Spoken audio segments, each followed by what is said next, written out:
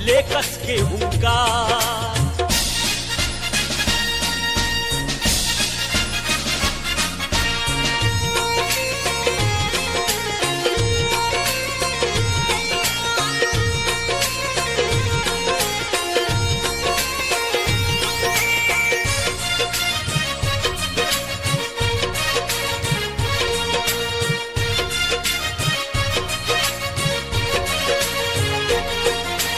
बढ़े कदम पर रुके नहीं, कट जाए सर झुके नहीं।